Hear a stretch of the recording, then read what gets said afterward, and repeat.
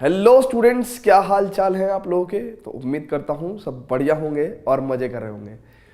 तो हल्का सा कोल्ड है लेकिन ठीक है ना। आवाज़ बिल्कुल उदित नारायण जैसी हो रही है? ओ मैं निकला गड्डी लेके वो रास्ते पे वो सड़क पे एक मोड़ आया मैं उत्ते दिल छोड़ आया। So welcome to this video, and in this video we will discuss 7.11 introduction of chapter number 7 integrals of class 12th maths NCERT। तो इस वीडियो में हम लोग पढ़ेंगे properties of definite integral. Properties of definite integral, ठीक है। इन properties को पहला क्वेश्चन ये है कि हम सीख क्यों रहे हैं। हम सीख क्यों रहे हैं? हम दुनिया में एटलीस्ट एकेडमिक पाथवेज तक जो भी सीख रहे हैं उसका एक बेनिफिट तो ये है कि हमारे एग्जाम में आ रहा है या दूसरी बात कहें तो इससे काम आसान होएगा। यानी कि डेफिनेट इंटीग्रल के बहुत सारे क्वेश्चंस जो हम ओल्डर टेक्निक से आराम से सॉल्व नहीं कर पाएंगे, प्रॉपर्टीज लगा के आराम से सॉल्व कर देंगे, ठीक है। बहुत प्यारी प्रॉपर्टीज हैं, ज्यादा नहीं है। हर प्रॉपर्टी का प्रूफ इंपॉर्टेंट नहीं है बट उसका फील इंपॉर्टेंट है, तो मैं आपको फील करा के चलूंगा, ठीक है ना। उसके बाद जब प्रॉपर्टीज हम लोग पढ़ लेंगे तो हम लोग उसको क्वेश्चंस में अप्लाई करेंगे, तब जाके ये प्रॉपर्टीज आपको पूरा 100% समझ में आएंगी, ठीक है ना। तो पहली प्रॉपर्टी लिख रहे हैं, तो जैसे एनसीईआरटी में इसको ऑर्डर दिया हुआ है P0 है ना, तो इसका ऑर्डर याद रखने की जरूरत नहीं है, मैं तो सिर्फ एनसीईआरटी की अकॉर्डिंग में लिख रहा हूं, है ना। तो P0 मतलब the first property in the case, ठीक है। क्या है? कहता है कि भैया अगर a to b fx dx है, ठीक है, और कल को आपको जरूरत पड़ गई इसको क्या लिखने की, ft dt, तो आप लिख सकते हो। नहीं आई बात समझ में? देखो एक बात समझो, ये वेरिएबल x है, आप वेरिएबल चेंज कर सकते हो। आप x को t मान लो तो उससे क्या होगा, dx इक्वल टू dt हो जाएगा और लिमिट्स वही रहेंगी सेम, है ना, क्योंकि x और t तो इक्वल है, तो जो x की लिमिट है वही t की लिमिट होगी। यानी कि a to b ft dt, यानी कि हम लोग वेरिएबल अगर चाहें तो चेंज कर सकते हैं, ठीक है ना। This is called as dummy variable property, ठीक है ना।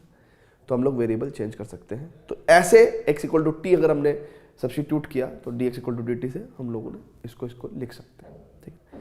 कभी इसकी जरूरत पड़ेगी तो देखेंगे, लेकिन प्रॉपर्टी समझ में आई, ठीक है ना। चलो जी, नाउ अब P1 प्रॉपर्टी पढ़ेंगे, बहुत ध्यान से देखेंगे, इसको फील करेंगे। P1 प्रॉपर्टी कहता है a to b fx dx।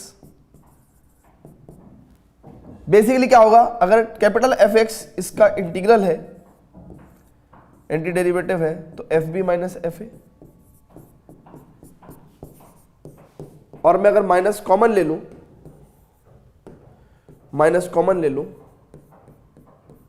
तो fa माइनस fb हो जाएगा। यानी कि इसको मैं लिख सकता हूं integration fx dx from upper limit a and lower limit b। Check कर लो, फील कर लो। तो कहने का मतलब मैं ये चीज हटा रहा हूं, मैं ये चीज लेके आ रहा हूं इधर को। मैं कह रहा हूं कि भाई अगर हम लोग लिमिट चेंज कर देते हैं, लिमिट इंटरचेंज कर देते हैं, तो we will get a negative sign here, ठीक है। सो प्रॉपर्टी नंबर P1 सबको याद रहेगी, फील करते हुए चल रहे हो, है ना, मतलब 10-20% तो समझ में आ रहा है ना। हाँ, तो 10-20% अब समझ में आएगा। 10-20% जब क्वेश्चंस करेंगे तब समझ में आएगा। 10-20% जब तुम खुद से करोगे तब समझ में आएगा। जब एक्सरसाइज करेंगे तो पूरा खत्म हो जाएगा, ठीक है। चलो जी, प्रॉपर्टी नंबर P2। चलो जी, बहुत ध्यान से समझेंगे। मैं इसको थोड़ा सा ऐसे ले लूं, ठीक है, इसको थोड़ा सा ऐसे ले लूं ऊपर, ठीक है,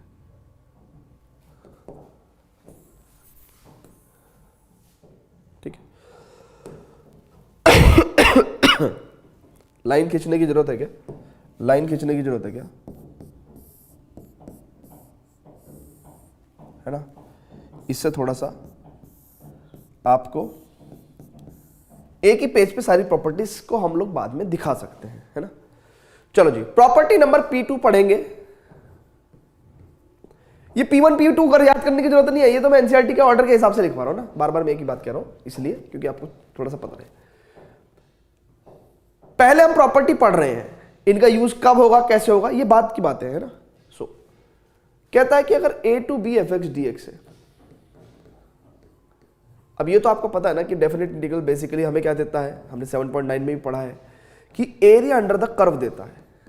fx अगर कोई फंक्शन है, this is x equal to a, this is x equal to b, तो बेसिकली डेफिनेट इंटीग्रल हमें क्या दे रहा है, ये वाला एरिया दे रहा है। दे रहा है कि दे रहा है ना। मान लो a और b के बीच में मेरे पास x इक्वल टू c है,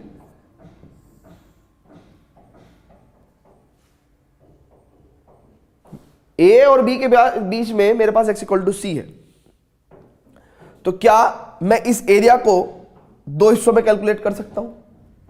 कैसे? कैसे? बहुत ध्यान से देखेंगे कैसे।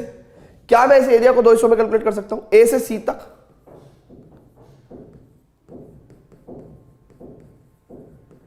प्लस c से b तक। आ गई समझ में बात? आ गई समझ में बात? ठीक है। इस प्रॉपर्टी का जनरली हम लोग मॉडुलस फंक्शन के डेफिनेट इंटीग्रल में इस्तेमाल करते हैं, used mainly in integration of, जब करेंगे तब बताएंगे, है ना, used mainly in integration of modulus function.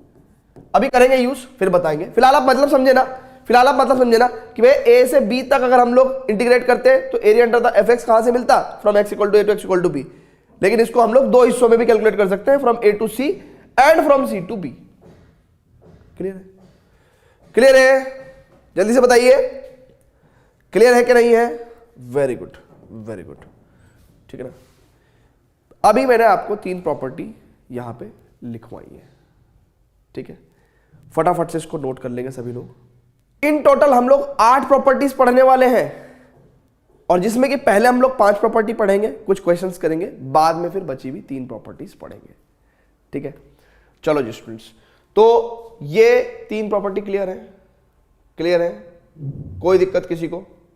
चलो जी, अब 2 प्रॉपर्टी और पढ़ेंगे, यानी कि हम ये पढ़ चुके हैं, ये पढ़ चुके हैं, ये पढ़ चुके हैं, ये दोनों और पढ़ेंगे। तो इनका प्रूफ आपको या इनकी फील आपको दिलाता हूं ना, proof is not important, feel is important. चलो जी, तो प्रॉपर्टी नंबर P3 सभी लोग देखेंगे क्या है। फील फील फील फील बहुत इंपॉर्टेंट है। a to b fx dx, a to b fx dx को मैं कैसे भी लिख सकता हूं। देखो जी, अगर आप बहुत ही ध्यान से देखो तो ये मान लो a है और ये वहां पे मान लो x इक्वल टू b है, ये हमारा फंक्शन है। और अभी a to b fx dx हमें क्या दे रहा है, ये पूरा एरिया दे रहा है, ये पूरा एरिया दे रहा है, अभी ये पूरा का पूरा एरिया दे रहा है, ठीक है ना। नाउ बहुत ही ध्यान से समझना, मैं काम करने वाला हूं, मैं राइट हैंड साइड में लिख रहा हूं a to b f a plus b minus x dx। क्या लगा सर ये क्या बात करी आपने, सर ये क्या बात करी, कैसे ये इक्वल हो गया? देखो बेटा बहुत ध्यान समझेंगे। कभी आपने सोचा है कि a to b fx dx से एरिया कैसे कैलकुलेट होता है? बेसिकली होता क्या है कि हम लोग एक dx विड्थ लेते हैं। क्या लेते हैं? dx विड्थ लेते हैं। विड्थ समझते हो? विड्थ। हम क्या करते हैं, हमने 7.8 में पढ़ा था कि भाई एरिया कैसे निकल रहा है। ऐसी बहुत सारी बहुत सारे रेक्टेंगुलर विड्थ है dx विड्थ की, ठीक है। नाउ इस रेक्टेंगल का एरिया कितना होगा, अगर आप बहुत ध्यान से देखो तो इसकी हाइट कितनी है, F A into D X. ऐसे ही करते करते एंड में F B into D X तक चला जाएगा।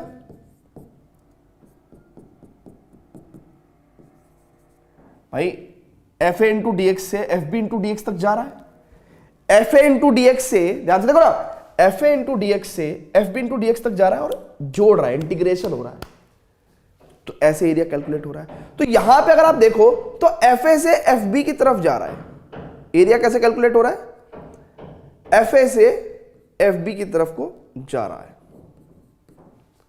ठीक है ना। जब मैंने यहां पे लिखा था ए टू बी,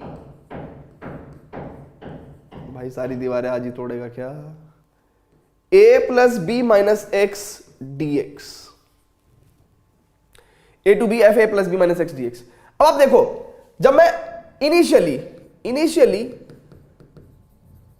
x की वैल्यू a लेंगे तो फंक्शन क्या हो रहा है, एफ ए प्लस बी माइनस एक्स की जगह a, यानी कि एफ बी। यानी कि हम लोग स्टार्टिंग में F b d x calculate कर रहे हैं, फाइनली x की वैल्यू कहां जा रही है, b पे जा रही है। तो हमारे पास एफ ए प्लस बी माइनस एक्स की जगह b यानी कि एफ ए है ना, और dx मैंने सिर्फ और सिर्फ एरिया कैलकुलेट, यानी कि राइट हैंड साइड के हिसाब से हम लोग कैसे एरिया कैलकुलेट कर रहे हैं, इनिशियली एफ बी से फाइनली एफ ए तक, इनिशियली एफ बी से फाइनली एफ ए तक। यानी कि इधर फॉरवर्ड एरिया कैलकुलेट हो रहा है, इधर बैकवर्ड एरिया कैलकुलेट हो रहा है, लेकिन हो पूरा का पूरा यही वाला एरिया कैलकुलेट हो रहा है, ठीक है ना। अब वो एनसीईआरटी में इसका प्रूफ बता दिया कि ए प्लस बी माइनस एक्स को टी ले लो, ये कर लो, वो कर लो, ठीक है ना, उससे कोई फायदा नहीं है। क्यों कर रहे हैं उसका रीजन तो नहीं बता रहे हैं, लेकिन यहां पे क्या है, हम लोग फील कर रहे हैं कि भाई ये कुछ भी नहीं है, इधर फॉरवर्ड एरिया कैलकुलेट कर रहे हैं, इधर बैकवर्ड एरिया कैलकुलेट कर रहे हैं। क्यों कर रहे हैं, क्योंकि इस प्रॉपर्टी से हमें कुछ काम होने वाला है। क्या काम होने वाला है, क्वेश्चन में बताएंगे। क्लियर है बात, क्लियर है बच्चों बात। चलो जी स्टूडेंट्स, तो यहां पे ये P3 प्रॉपर्टी सभी लोगों को उम्मीद करता हूं फील हो चुकी होगी, और P3 प्रॉपर्टी आपके पास। So this is mainly the P3 property, ठीक है ना, P3 प्रॉपर्टी, ठीक है, ठीक है भैया, ये P3 प्रॉपर्टी सब याद रखेंगे। नाउ P3 प्रॉपर्टी से एक P4 प्रॉपर्टी अगेन पैदा होती है, यानी कि पर्टिकुलर केस है, P3 से ही एक P4 प्रॉपर्टी पैदा होती है। वो कहते हैं कि भाई जैसा ये है ना, बस वैसा ही है डेफिनेट इंटीग्रल, लेकिन लोअर लिमिट 0 है, अपर लिमिट a है, तो हम इसको लिख सकते हैं क्या ऐसे, एफ ए प्लस 0 माइनस एक्स, अरे a plus B minus x D x, और a प्लस 0 माइनस एक्स लिखने की जरूरत नहीं है, सिंपल a माइनस एक्स हम लोग लिख सकते हैं, ठीक है ना, ठीक है, क्लियर है। सो P4 property is the particular case of, P4 property is the particular case of P3 property, है ना। सो P4 प्रॉपर्टी है ना, P4 is particular case of, यानी कि एक पर्टिकुलर, यानी कि एक केस है किसका, P3 का, ठीक है। क्लियर है भैया, सभी को क्लियर है। चलो जी, सो अब समराइजेशन की बारी है, समराइजेशन की। अब ज्यादा नहीं पढ़ते, 5 प्रॉपर्टी पढ़ ली है, फिर से रिकॉल करेंगे, है ना। अब क्वेश्चंस करेंगे। सबसे पहले हम लोगों ने प्रॉपर्टीज ऑफ डेफिनेट इंटीग्रल में ये डमी वेरिएबल प्रॉपर्टी पढ़ी। हमने कहा कि भैया अगर हम x को t मान लेते हैं तो dx dt हो जाएगा और लिमिट विल रिमेन सेम, ऐसा लिख सकते हैं। फिर हमने कहा कि भाई अगर लिमिट्स इंटरचेंज करेंगे you will get a negative sign here, ठीक है ना। फिर हमने एक बात कही कि भाई अगर एरिया को 2 हिस्सों में कैलकुलेट करना पड़ा, यानी कि a और b के बीच में c मान के चलो आ रहा है, फंक्शन 2 तरीके से डिफाइंड है, तो हम उसको a से c तक इंटीग्रेट कर देंगे, c से बी तक इंटीग्रेट कर देंगे, है ना, used mainly in the integration of modulus function, ठीक है ना। यहाँ पे 3 प्रॉपर्टी पढ़ ली हमने, ठीक है, ओके। फिर हमने बात करी P3 प्रॉपर्टी की। हमने कहा कि भैया इधर हम लोग FA से FB की तरफ को एरिया कैलकुलेट कर रहे थे, ठीक है ना। और एरिया कैसे कैलकुलेट हो रहा था, बहुत सारी रेक्टेंगुलर स्ट्रिप्स की एरिया का एडिशन में, है ना। सो फॉरवर्ड एरिया कैलकुलेट कर रहे थे, इधर हम लोग राइट हैंड साइड में बैकवर्ड एरिया कैलकुलेट कर रहे हैं। ये चीज आपको दिखाई भी गई है। और फिर उसके बाद हमने जब लिमिट्स यहाँ पे A to B है, यहाँ पे हमने अगर 0 to A लिया है तो उसी के हिसाब से यहाँ पे राइट हैंड साइड में FA माइनस एक्स dx हो जाएगा। तो P4 is the particular case of the what P3, ठीक है। 5 प्रॉपर्टी पढ़ाई है। अब बारी आती है हमें क्या करना चाहिए, हमें करना चाहिए इन प्रॉपर्टीज को अप्लाई, इन प्रॉपर्टीज को अप्लाई। नाउ एग्जांपल्स में थोड़े टफ क्वेश्चंस हैं, लेकिन प्रॉपर्टी सीखने के लिए हम लोगों को क्या करना चाहिए, हम लोगों को क्या करना चाहिए, इन प्रॉपर्टीज को सीखने के लिए हमें सीधा एक्सरसाइज के क्वेश्चंस करने चाहिए, जहां से हम लोग इजीली इन प्रॉपर्टीज को सीखेंगे। तो हम एग्जांपल्स को सेपरेट वीडियो में सॉल्व करेंगे। इस बार हम लोग क्या कर रहे हैं, इंट्रोडक्शन के साथ साथ एक्सरसाइज के क्वेश्चन सॉल्व करेंगे, ठीक है ना। चलिए जी स्टूडेंट्स, तो करते हैं एक्सरसाइज के क्वेश्चंस को सॉल्व। चलो जी स्टूडेंट्स, तो 7.11 7.11 exercise 11 because this is in order, right. So technically we should not call it 7.11, we should call it 7.11, but because this is the 11th exercise in the order of the chapter 7, then we can call it as 7.11, right? So first question है, हमें ये integrate करना है। उसने कहा भाई integrate करो। अभी कोई बात नहीं हो रही है कि ये 7.11 एक्सरसाइज है, एग्जाम में क्वेश्चन आया, आप क्या दिमाग लगाओगे, अरे सर इसको तो मैं इंटीग्रेट कर दूंगा सर, ट्रिग्नोमेट्रिक आइडेंटिटी से इसको मैं लिख दूंगा 1 प्लस कॉस 2x अपॉन 2, और सर देखो ना अब तो ये आराम से इंटीग्रेट हो जाएगा। मैं क्या करूंगा 1 अपॉन 2 इंटीग्रेशन dx, है ना, फ्रॉम 0 टू पाई बाय 2, और plus 1 upon 2 integration cos 2x।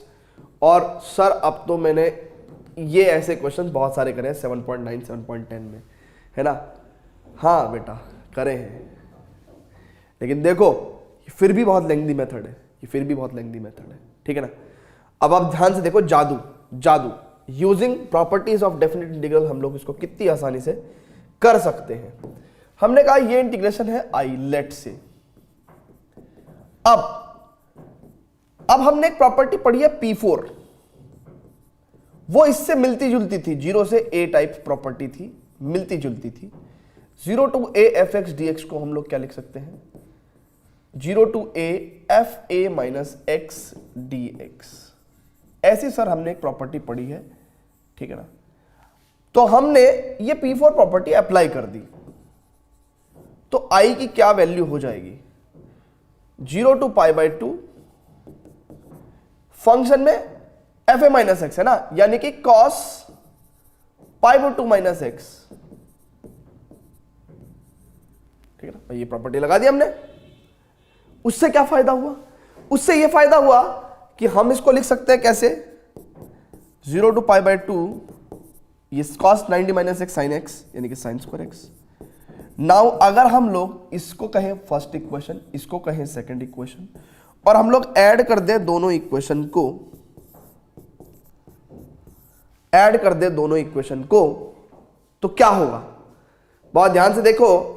तो ऐड कर देंगे अगर दोनों इक्वेशन को, तो I प्लस आई, और राइट हैंड साइड में 0 to pi by 2 cos square x dx plus 0 to pi by 2 sine square x dx, ठीक है ना।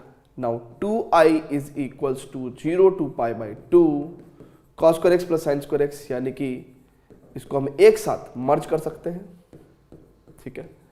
Now we have got 2i is equal to 0 to pi by 2 dx, ठीक है ना। And this is nothing but pi, देखो ना x and this is pi by 2 0। So 2i की value कितनी हो जाएगी, यहां पे अगर मैं लिमिट लगाऊंगा तो it is pi by 2 minus 0, answer is pi by 2, so answer is pi by 2, so i की वैल्यू पाई बाय 4, ठीक है।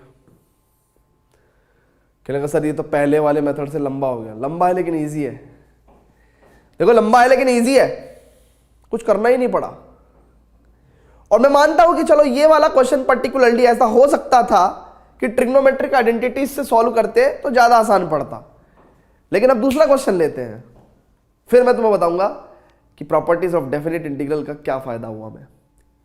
अब सुनो, ये 0 से a से मिलती हुई प्रॉपर्टी लगनी थी इसमें। क्वेश्चन ने हमें बताया खुद ही कि यार 0 से a वाली कोई प्रॉपर्टी लगाओ। देन हमने जब ये करा तो मेंटली अगली बार से जब हम प्रैक्टिस हमारी हो जाएगी ना, 4-5 क्वेश्चंस में अच्छी प्रैक्टिस हो जाएगी, तो हमें पता चल जाएगा कि यार जब मैं fa माइनस एक्स करूंगा यानी कि cos pi by 2 minus x करूंगा तो यह साइन स्क्वायर एक्स आएगा, और वापस में अगर मैं जोड़ूंगा तो cos square x plus sine square x. यानी कि जब मैं प्रैक्टिस कर लूंगा तो P4 लगाने से ये वाला स्टेप आएगा, P4 लगाने से ये वाला स्टेप आएगा, ये मैं मेंटली सॉल्व करने लगूंगा। क्यों कि P4 लगाने से ये आएगा, जब मैं जोड़ूंगा तो मेरे पास क्या आ जाएगा, सिंपल dx आ जाएगा। ठीक है ना। तो ये लगाने से ये आएगा, ये मैं मेंटली ही सॉल्व करने लगूंगा जल्दी ही जब मैं प्रैक्टिस कर लूंगा। क्लियर है। ये पाई बाय 2 दिखाई दे रहा है कि भाई? हाँ दे रहा है। ठीक है, आई बात समझ में आई ना? ठीक है ना। परेशान मत हो, मैं मानता हूं कि अभी 10-20% चीजें समझ में आ रही होंगी। जब पूरा लेक्चर देख लोगे तब आपको पूरा 100% समझ में आएगा। घर जाओगे कॉन्फिडेंस के साथ, कह लगे सर घर में ही है। मुझे क्या पता तुम घर पे हो, पता नहीं कहां बैठ के देख रहे हो। चलो आगे चलते बच्चों, pause the video, note it down. ठीक है, दूसरा क्वेश्चन, अब इसमें लगा लो ट्रिग्नोमेट्रिक आइडेंटिटी। नाउ बहुत ध्यान से देखेंगे। इसमें सबसे पहले तो मेरे दिमाग में आ रहा है कि यार मैं कॉन्जुगेट से मल्टीप्लाई कर दूं या रैशनलाइज कर दूं। एक बात तो ये भी दिमाग में आती है, रैशनलाइज कर दूं, लेकिन रैशनलाइज करके होगा क्या? होगा क्या? होगा क्या? लेकिन अगर रैशनलाइज ना करूं मैं और मैं कहूं कि भाई ये इंटीग्रेशन आई है लेट से, और यार इस पे ना तुम 0 से a वाली प्रॉपर्टी यानी कि P4 लगा के तो देखो, उससे होगा क्या? भाई कंसीडर तो करो, कंसीडर तो करो। तो यानी कि अगर मैं ये प्रॉपर्टी लगाता हूं, क्योंकि 0 से a वाली तो मैंने एक ही प्रॉपर्टी पढ़ी ना अभी, तो मैं ये प्रॉपर्टी अगर लगाता हूं बाई P4, सो I की वैल्यू कितनी हो जाएगी? आपको ये P4 बार बार लिखने की जरूरत नहीं है ना एग्जाम में। आप बिना इसके भी लिख सकते हो। देखो आप बिना इसके भी लिख सकते हो कि भाई दिस प्रॉपर्टी। ठीक है ना। सो जब आप ये लगाओगे तो कितना हो जाएगा, 0 to pi by 2 as it is, है ना, I में, और f जहां फंक्शन है वहां पे x की जगह a माइनस एक्स, यानी कि x की जगह पाई बाई 2 माइनस एक्स, यानी कि root sine pi by 2 minus x, है ना, और under root sine pi by 2 minus x plus under root cos pi by 2 minus x dx। Now 0 to pi by 2, ऊपर आ जाएगा root cos x plus root sine x dx। This is equation number 1, this is equation number 2। Now adding both, add 1 and 2 both. So add 1 and 2 both की अगर मैं बात करूंगा, सो I plus I तो 2I हो जाएगा, और 0 to pi by 2 under root sine x upon under root sine x plus under root cos x plus under root cos x plus under root cos x plus under root sine x dx। जब मैं expert हो जाऊंगा तो P4 जैसे मैंने अपने दिमाग में लगाया, मेरे को ये स्टेप भी मेंटली दिखाई देने लगेगा, और जब मेरे को मेंटली वो दिखाई देने लगेगा तो मेरे को पता है कि यार डिनोमिनेटर सेम है। एलसीएम लेना दुनिया का महाटुच्चा काम। तो मैं क्या कर दूंगा, मैं मेंटली इसको यहां तक सॉल्व कर सकता हूं। मैं मेंटली देखो, क्वेश्चन में जो हम सॉल्यूशन लिखते हैं तो कई बार तो हमें पता ही नहीं होता कि क्या आएगा, करके देखते रहते। लेकिन कई बार ऐसा भी होता है कि हमें मेंटली पता होता है, हम लोग मेंटल कैलकुलेशन करके देख लेते हैं कि अच्छा भाई what is the logic, logic is the mental calculation in your mind कि how we will solve this question, the mental path कि अच्छा ये आएगा और उसके बाद नीचे भी वही और ऊपर भी वही, मेरे को मेंटल कैलकुलेशन से यहां तक का भी आइडिया लगने लगेगा कि भाई ये इससे कट जाएगा। So 2i is equal to 0 to pi by 2 dx i is equal to pi by 4। जब आप सॉल्व करोगे तो i equal to pi by 4। ठीक है, क्लियर है, मजा आ रहा है? हाँ अच्छा मेरी बात सुनो, बहुत सारे बच्चे सोच रहे होंगे सर पहले क्वेश्चन का आंसर भी पाई बाय 4 ही आया, इसका भी पाई बाय 4 ही आया है, क्या सबके पाई बाय 4 ही आएंगे क्या? P4 लगा के? ऐसा नहीं बेटा, है ना, इत्तेफाक है, ये इत्तेफाक है कि P4 लगा के डायरेक्ट पाई बाय 4 आ रहे हैं क्वेश्चन, है ना। तो समटाइम्स कुछ और सिचुएशन भी हो सकती है ना, तो इसलिए कभी इसको जजमेंट ना बना ले आप, ठीक है ना। तो फटाफट से इसको नोट करेंगे, pause video, note it down, pause video, note it down, very good. Now चलते हैं थर्ड क्वेश्चन पे। थर्ड क्वेश्चन में क्या कहता है वो, अब यहां पे भी 0 टू a वाली कोई प्रॉपर्टी, वही P4 मेरे को नजर आ रही है ना। बाय P4 हमारे पास क्या होता है, 0 टू a fx dx, है ना, 0 to a fa minus x dx। और मेरे को समझ में आ रहा है कि यार साइन 90 माइनस एक्स कॉस हो जाएगा, डिनोमिनेटर सेम आ जाएगा, P4 डेफिनेटली लग रहा है। तो मैंने कहा कि भाई लेट्स से ये आई है ना, ये आई है।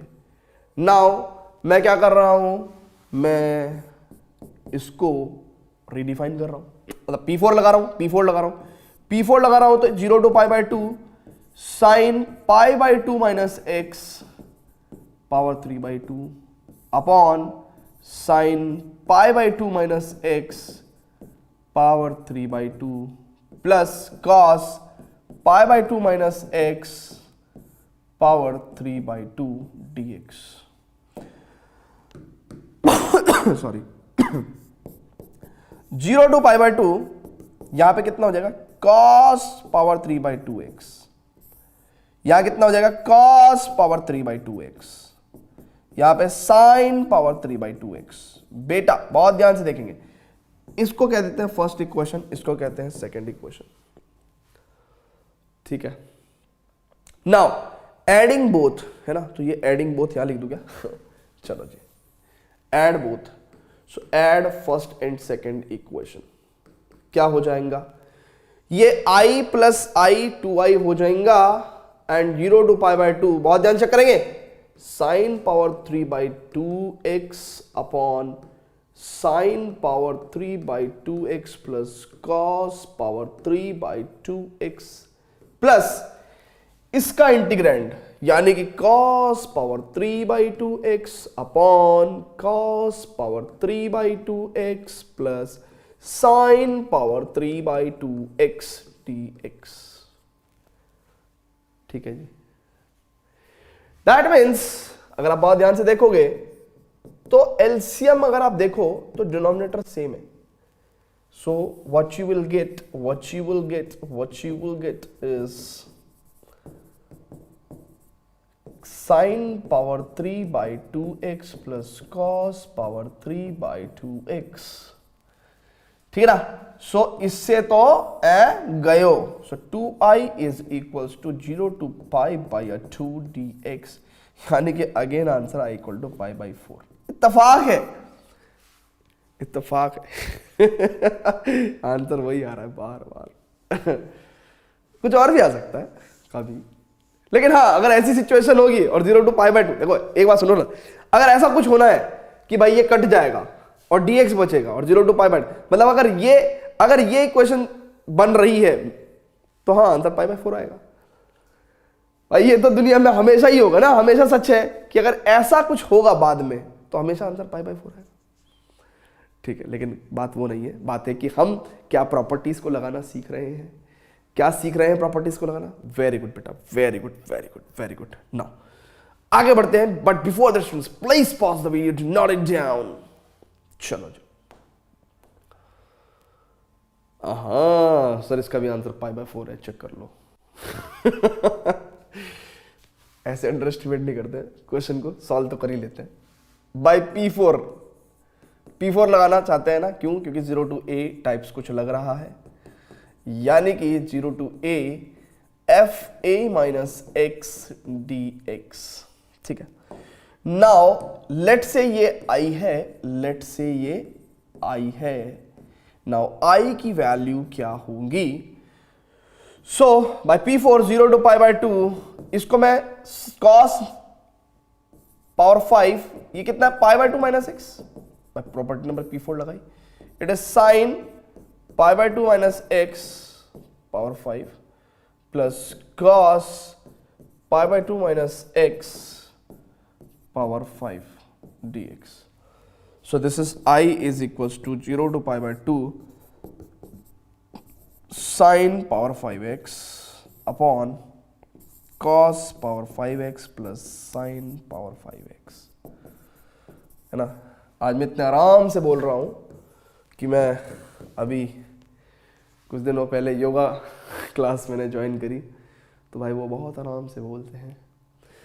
वो ऐसे बोलते हैं कि raise your leg upwards, take the breath in, hold your breath for 5 seconds and release all the tension। So आज मैं कुछ ऐसा बोल रहा हूँ, but ठीक है, it's okay। Now add first and second। So add first and second करने के बाद क्या होगा? Add first and second। तो आजकल मैं ये जो लाल पेन इतना ज्यादा, सॉरी ग्रीन पेन इतना ज्यादा मैं यूज इसलिए कर रहा हूँ क्योंकि डॉक्टर, मेरी आंखों में दर्द हुआ तो डॉक्टर ने कहा थोड़ा सा हरियाली देखो सुबह, है ना। बैड जोक ना, बैड जोक। चलो जी। चलो तो 2i is equal to 0 to π/2। तुम खुश रहो बच्चों, और मुझे क्या चाहिए? पहली इक्वेशन से sin power 5x plus cos power 5x, है ना। लेकिन दिक्कत पता क्या है यार, हर रोज आप उस मूड में नहीं होते हो, ठीक है। बच्चों की प्रॉब्लम ये होती है ना कि सर जिस दिन हम सीरियस होए उस दिन बच्चा सोचता है कि अरे सर आज आपका मूड ठीक नहीं है। ऐसा नहीं बेटा, है ना, हर दिन एक समान नहीं होता है ना। सो फर्स्ट और सेकंड इक्वेशन को जब आप ऐड करोगे so you will get this. Now finally आपको पता ही है यार, डिनोमिनेटर सेम है, न्यूमरेटर को आप ऐड करके वो ऊपर से नीचे कैंसिल हो जाएगा। तो 2i की वैल्यू कितनी हो जाएगी? 0 to π/2 dx एंड i की वैल्यू π/4 हो जाएगी, है ना। मतलब अब तो कर सकता हूं ना मैं ऐसा, या अभी तुम यही चाहते हो कि सर नहीं ये वाला स्टेप तो लिखो। दिक्कत यही है, अगर मैं एक आधा स्टेप छोड़ देता हूँ ना तो बच्चे बहुत ज़्यादा दिक्कत करने लगते हैं कि सर आपने जो देखने आए थे वही आपने नहीं लिखा, है ना। क्योंकि मेरा हमेशा से ये मानना होता है, देखो डिनोमिनेटर सेम है तो न्यूमरेटर हम लोग ऐड कर सकते हैं। सो मेरा हमेशा से ये मानना है कि हो सकता है कि कोई बच्चा मैथमेटिक्स में हल्का वीक हो, थोड़ा सा वीक हो, बट किसी और सब्जेक्ट में या किसी और फील्ड में बहुत स्ट्रांग हो, है ना। चलो जी, तो क्वेश्चन नंबर 5 देखते हैं। तो मॉडुलस फंक्शन के इंटीग्रेशन के लिए मैंने आपको एक प्रॉपर्टी लिखवाई थी a to b fx dx, और अगर a और b के बीच में कोई नंबर c पड़ता है तो हम लोग इसको a से c fx dx plus c to b fx dx भी कर सकते हैं, where c is less than b and greater than a, है ना। और हमने कहा था ये प्रॉपर्टी मॉडुलस फंक्शन के केस में काम आती है ना। कैसे आती है? देखो जी, सबसे पहले तो हम लोग जिंदगी में पहली बार क्या करने जा रहे हैं? मॉडुलस फंक्शन को इंटीग्रेट करने जा रहे हैं, ठीक है ना। सबसे पहले देखो कि मॉडुलस फंक्शन को हमें डिफाइन करना है -5 से +5 तक,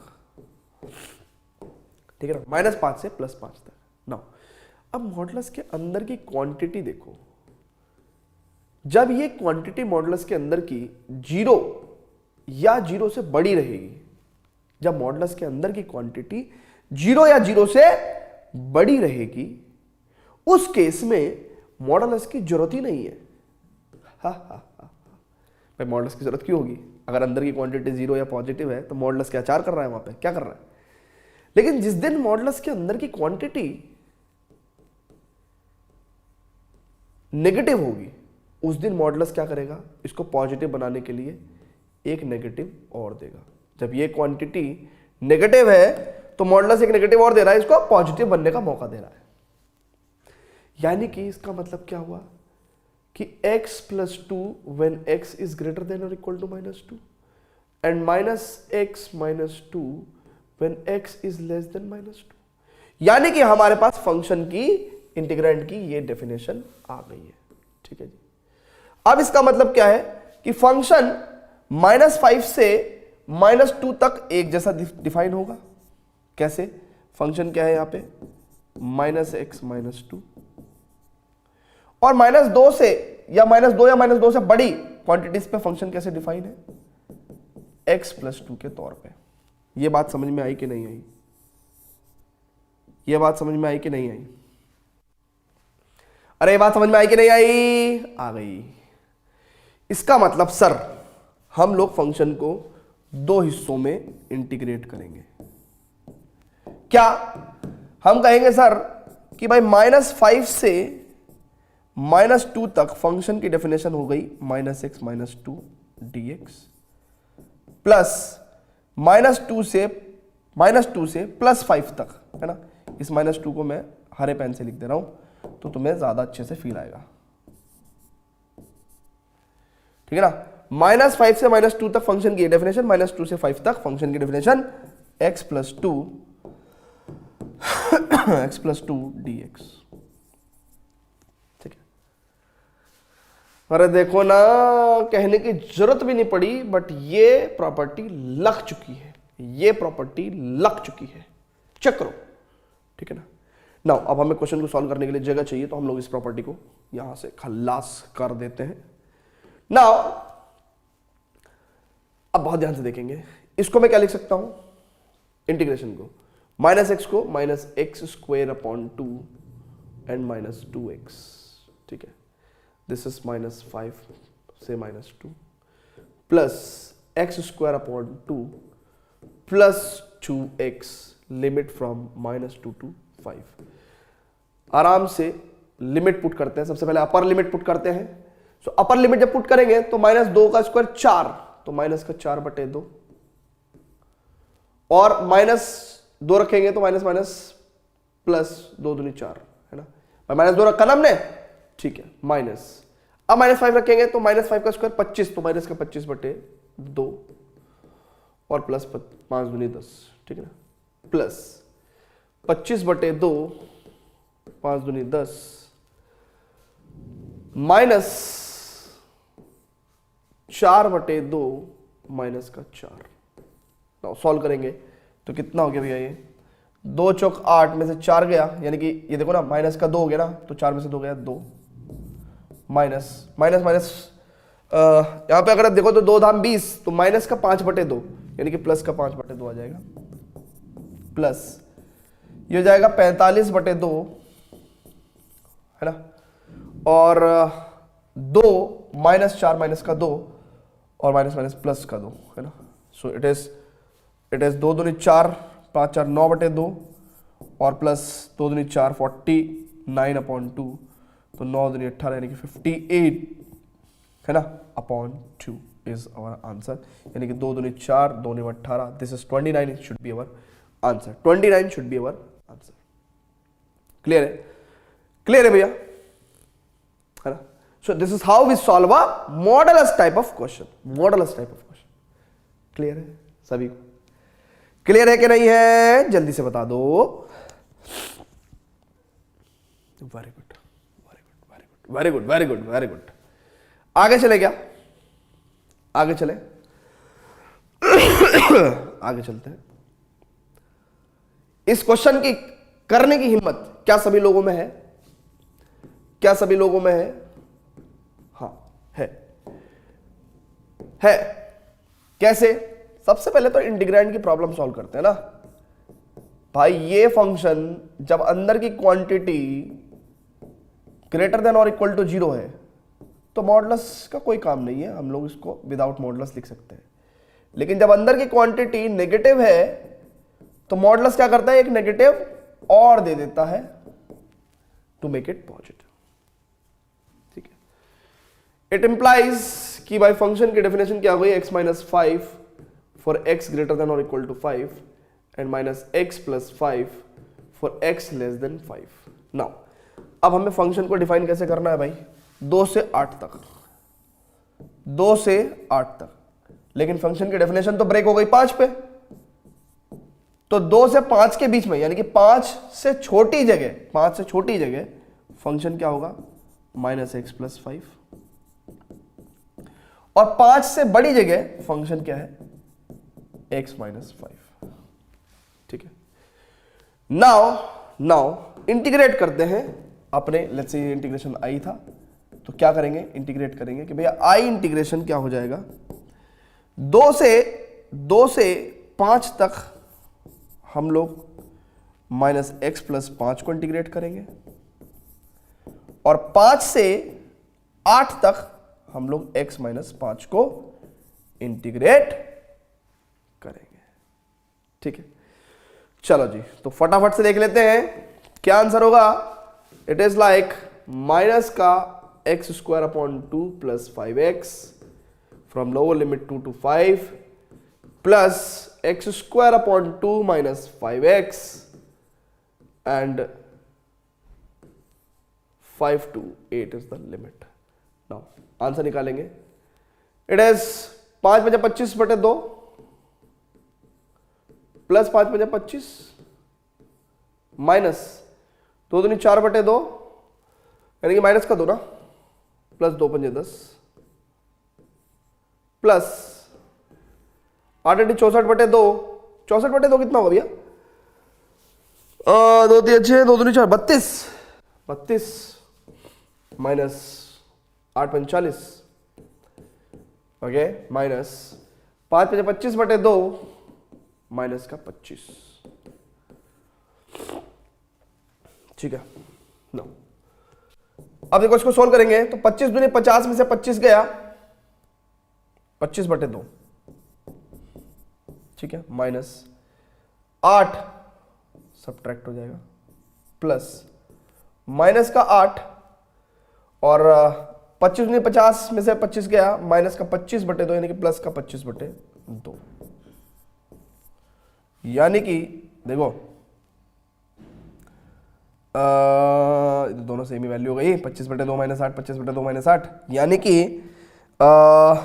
माइनस 8 माइनस का 16 और 25 बटे 2 25 बटे 2 25, 25 में 16 का कितना 9 should be the answer, right, 9 is the answer. ठीक है, क्लियर है भाई, क्लियर है ना, क्लियर है कि नहीं है, क्लियर है कि नहीं है, वेरी गुड वेरी गुड, फटाफट से pause the video, note it down. चलो जी, चलो भैया चलो, मजा आ रहा है क्वेश्चन सॉल्व करने में। चलो जी, तो इस क्वेश्चन में वीडियो को पॉज करके थोड़ा सा अपना दिमाग लगाएं, लॉजिक लगाएं कि भाई क्या कर सकते हैं। तो स्टूडेंट्स इसको कैसे करेंगे, अगेन 0 to a प्रॉपर्टी यहां पे लगती हुई दिखाई दे रही है। सो बाय P4 वी हैव क्या है कि 0 to a fx dx को हम लोग लिख सकते हैं 0 to a f a minus x dx, है ना। सो लेट अस एज्यूम कि भाई जो क्वेश्चन में इंटीग्रेशन दिया हुआ था वो i है, ठीक है ना, ओके लेट्स से, ठीक है। नाउ जब P4 अप्लाई करेंगे तो क्या हो जाएगा, i की वैल्यू क्या हो जाएगी, और ध्यान से देखेंगे। सो 0 to 1 जहां पे x है वहां पे 1 माइनस एक्स आ जाएगा, जहां पे x है वहां पे 1 माइनस एक्स आ जाएगा, and this is like this, ठीक है ना।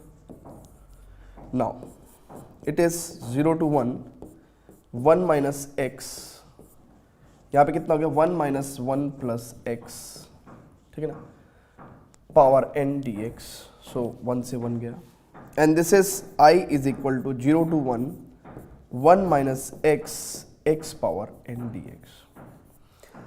अब जरूरी नहीं है कि हर बार हम एक ही तरीके से सोचें, अब हमें ऐड करके, है ना, अभी कुछ बच्चों के दिमाग में आ रहा होगा कि सर इसको फर्स्ट बोलो इसको सेकंड बोलो, तो सर ऐड करके कुछ मिलेगा, क्यों करना ऐड, क्यों करना ऐड, देखो हम हमेशा एक जैसे नहीं सोच सकते, we have to vary our thoughts. तो इसमें बेसिकली हम क्या करेंगे, अगर आप बहुत ध्यान से देखो तो 0 to 1 एक्स पावर एन जब मल्टीप्लाई होगी तो x power n minus x power n plus 1।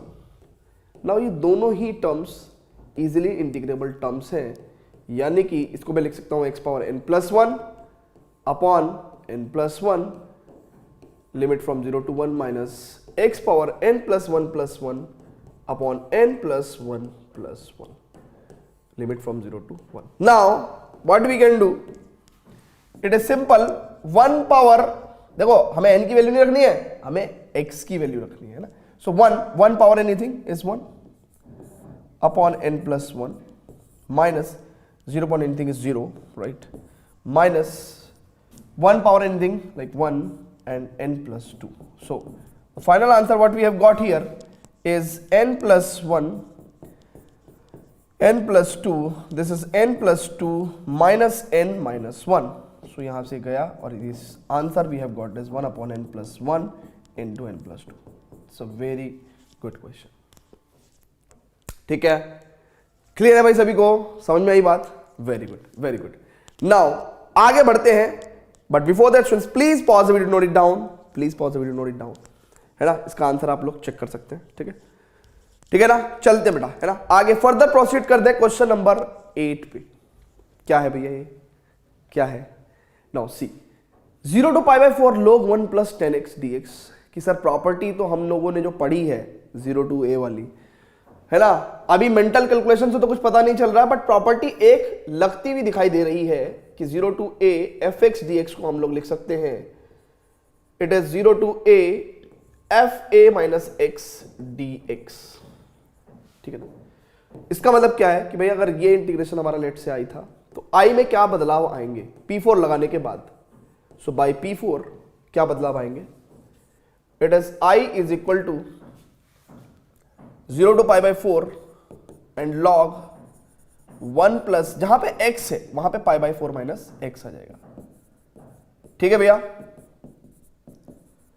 ठीक है ना भाई। fx जहां पे x है वहां पे a माइनस x आ जाएगा, यानी कि जहां पे x है वहां पे π/4 माइनस x आ जाएगा। ध्यान से देखेंगे, क्लियर है, क्लियर है। नाउ अब हम इसको सॉल्व कर रहे हैं, कैसे फर्दर सॉल्व करके देखते हैं। It is 0 to π/4 log 1 plus 10 π/4 minus 10x upon 1 plus 10 π/4 10x।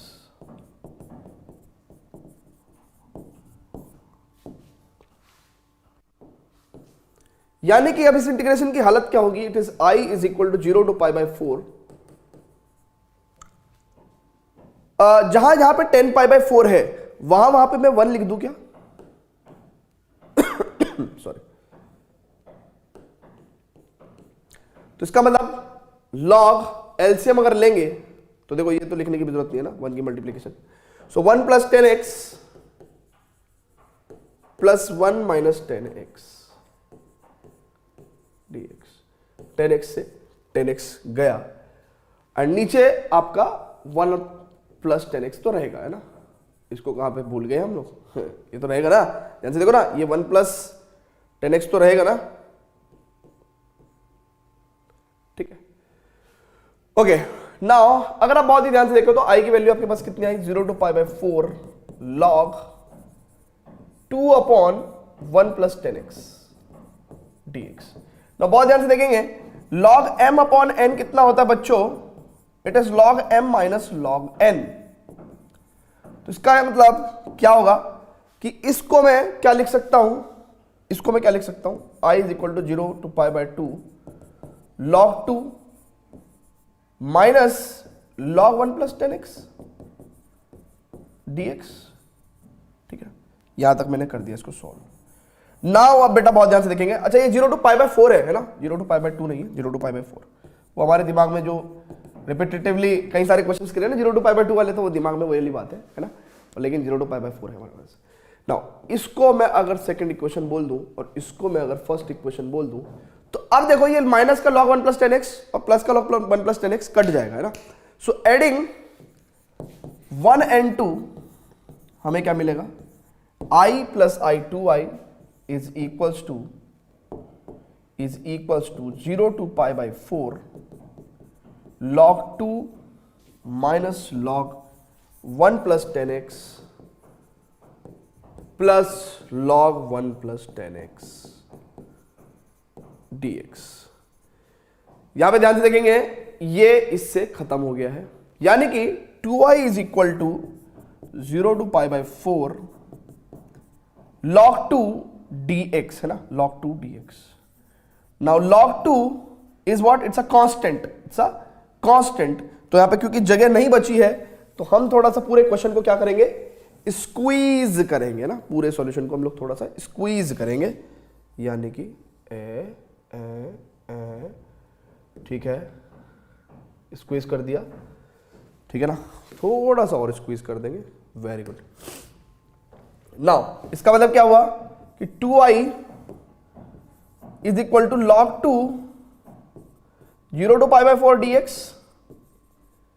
यानी कि 2i is equal to pi by 4 log 2, pi by 4 log 2, ठीक है ना, यानी कि i is equal to pi by 8 log 2।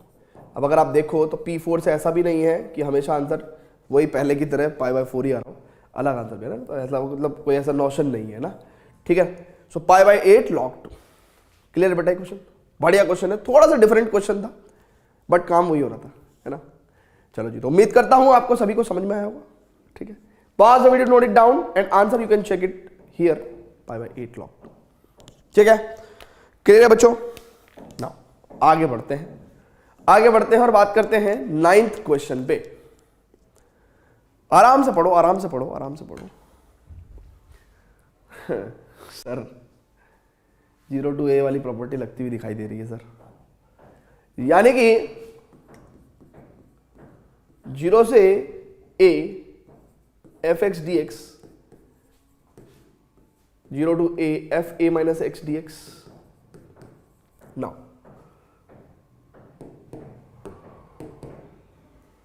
this is let's say I, है ना, let's say,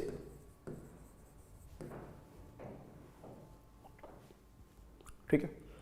now बहुत ध्यान से देखेंगे अगर, तो मैं P4 अगर लगा देता हूं I में, तो 0 से 2 और जहां पे x है वहां पे a माइनस एक्स आएगा ना, तो यानी कि 2 माइनस एक्स आएगा, अंडर रूट 2 माइनस एक्स।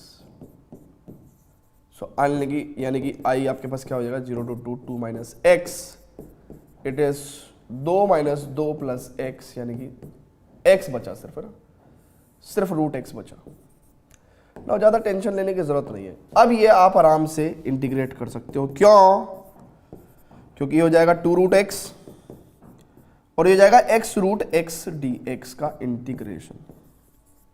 देखो भैया बहुत ध्यान से देखेंगे तो I is equal to 2 integration under root x dx from 0 to 2 minus, it is like x की पावर, ये हाफ है यहां पे 1 है, तो x की पावर 3/2 dx, देखो ना, x की power 1 into under root x का मतलब क्या है, अरे भाई ऐसे ऐसे भी महारथी हैं जिनको ये नहीं आ रहा होगा समझ में भी, ठीक है ना। सो x की पावर 1 प्लस 1/2, यानी कि x की पावर 3/2 आ गया, ठीक है ना।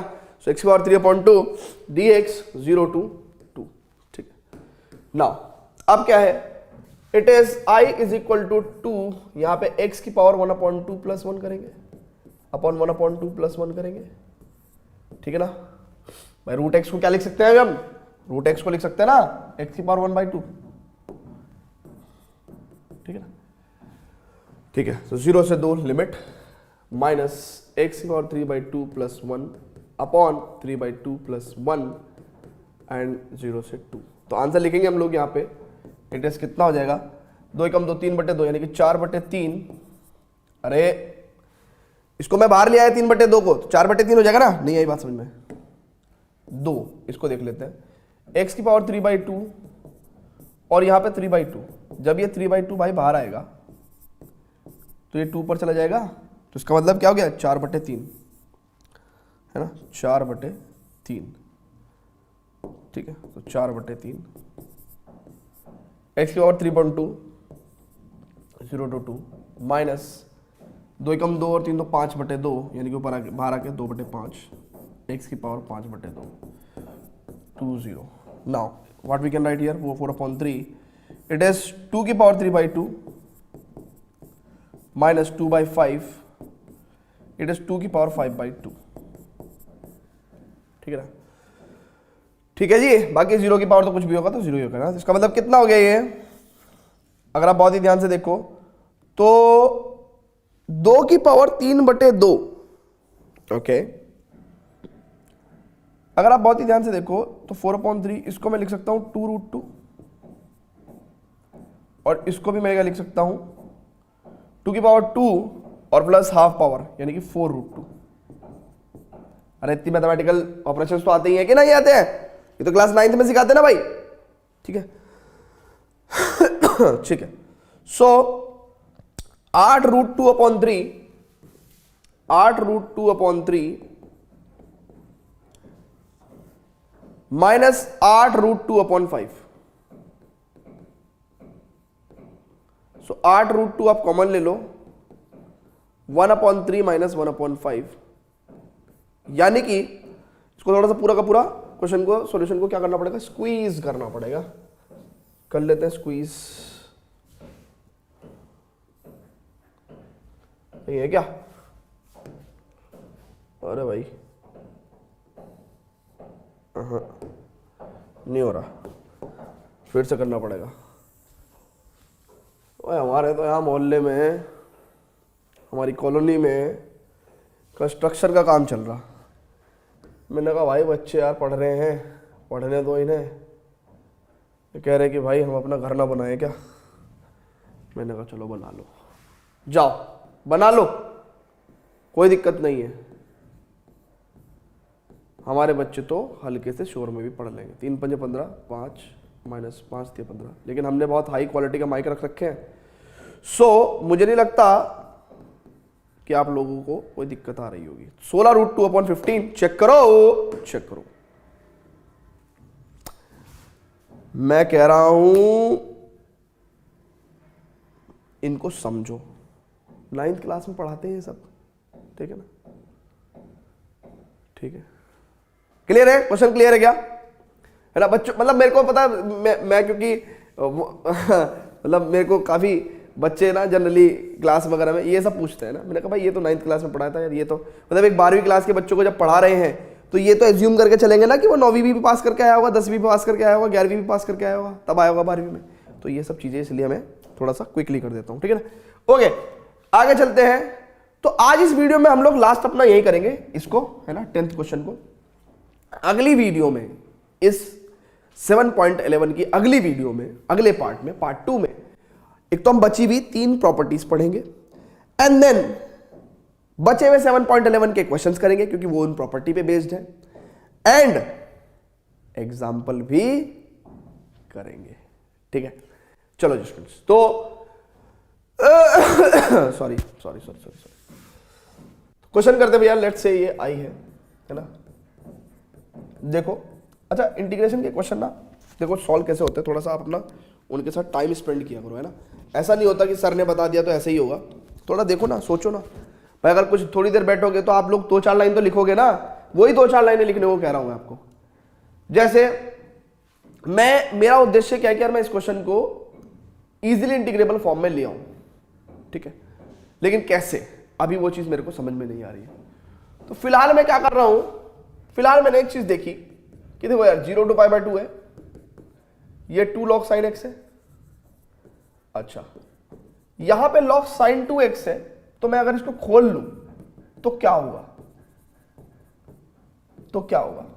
अब log m into n कितना होता है, log m plus log n. देखो ये सब बातें मैं आपको बहुत बताता हूं कि जो मल्टीप्लीकेशन में है that will distribute over the addition, और जो डिवीजन में तो सब्ट्रैक्शन में है ना. जो डिवीजन में है वो ऊपर फिर जाके सब्ट्रैक्शन में हो जाता है. ठीक है, ओके. अगर मान के चलो मेरे पास ये कोई स्थिति है log p q upon r, तो मैं क्या लिखूंगा log p plus log q plus minus log r. ठीक है ना, ये बात हमेशा ध्यान रखो एक बात तो. ठीक है, सो यानी कि 2 sin x cos x को मैं क्या लिख सकता हूं, लिख सकता हूं इसको, ध्यान से देखो, मैं इसको लिख सकता हूं क्या इसको मैं लिख सकता हूं क्या, 0 to pi by 2 2 log sin x minus log 2 minus log sin x।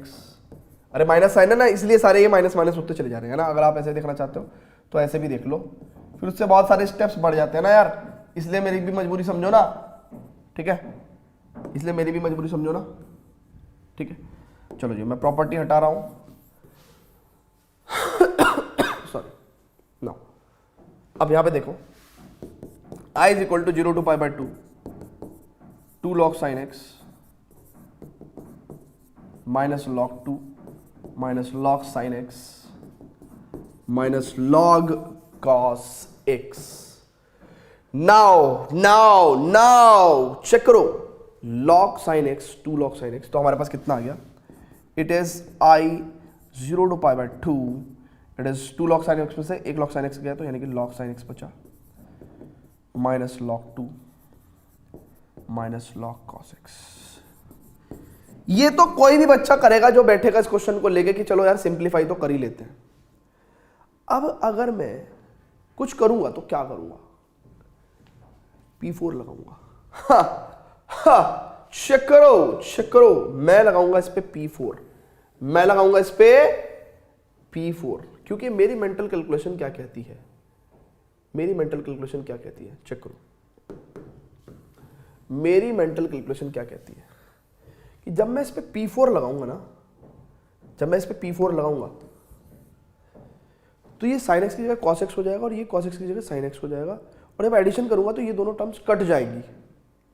तो P4 लगा रहा हूं मैं, यानी कि 0 to a f x dx is equal to 0 to a f a minus x dx, यानी कि i की वैल्यू कितनी हो जाएगी, 0 to pi by 2 log sin pi by 2 minus x minus log 2, भाई जहां x है वहीं तो P4 लगाओगे, है ना, और minus log cos pi by 2 minus x dx, है ना। थोड़ा सा समझो, इसको मुझे थोड़ा सा लेफ्ट में भी लाना पड़ेगा, ठीक है। तो क्या हो जाएगा, ये log cos pi by 2 minus x dx। इसका मतलब क्या है, इसका मतलब यह है कि अगर मैं इसको इक्वेशन नंबर सेकंड कहूं और इसको इक्वेशन नंबर 1 कहूं, तो मुझे एक काम करने की जरूरत है, क्या, sin 90 माइनस एक्स को मैं cos x लिख दूं क्या, cos x लिख दिया, ठीक है।